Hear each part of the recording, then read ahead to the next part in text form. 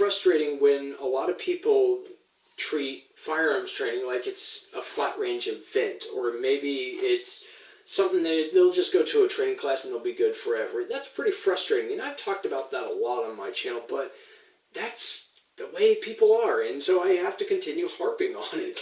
And the sad thing is that you can't just go and spend hundreds of dollars on a class and be good to go. And calling it a training class is, you can't call it a training class. It's very misleading because it's not really training. Because training in and of itself is something that can't really be done on the range unless you're, well paid and you're very wealthy and willing to commit all that ammo and time.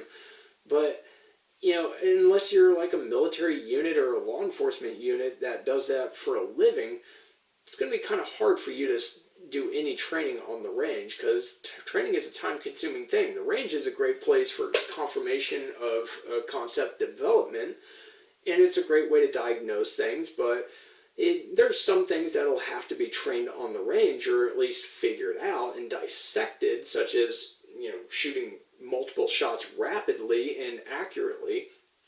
But you can still develop a lot of the attributes needed for that skill off the range. So to take your training to the next level, you need to start out by looking at the desired outcome. If you follow the channel The Bioneer, he talks about his ATSP pyramid, and the P stands for proficiency, so ATSP, so it's like a pyramid, and it all goes to a proficiency. So the proficiency you could consider the desired outcome, and you could further break that down into different skills. It would be just underneath the top peak. And those skills can be further broken down into like traits. And those traits can be broken down into attributes. So you can see that it creates like a pyramid. And that's really how you should probably look at your firearms training, because that's a very accurate look at almost any kind of physical skill. It's all going to be broken down in something like that. And not everything is going to fit, happily and synchronized into that pyramid, but for the most part, in my experience, you're going to need to develop attributes that are not going to be developable on the range.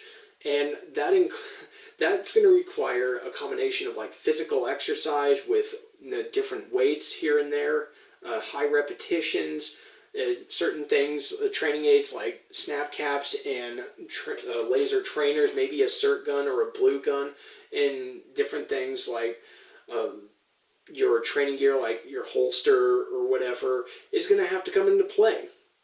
You're going to have to combine all these little training aids and physical exercise and just a lot of time and commitment in order to develop all these attributes, to develop all these traits, to develop all these skills to aid in the desired outcome being achieved. So training is not something you can just go to the range for. It's not something that you can just download by paying, hundreds of dollars for a class by some celebrity or some, Navy SEAL, whatever. And it's not something that you're just going to inherit. Okay? It's not something that you can just get beginner's luck on for life. So it takes a lot of work, and it is a grind. And it's a very perishable skill. So get it out of your head that training is done on the range. It goes well beyond the range. Hope this wasn't too much of a bash session for you. I tried to make it as compressed as possible, but I appreciate any comments you guys have, good, bad, or indifferent. Put them below, and you guys have a good one.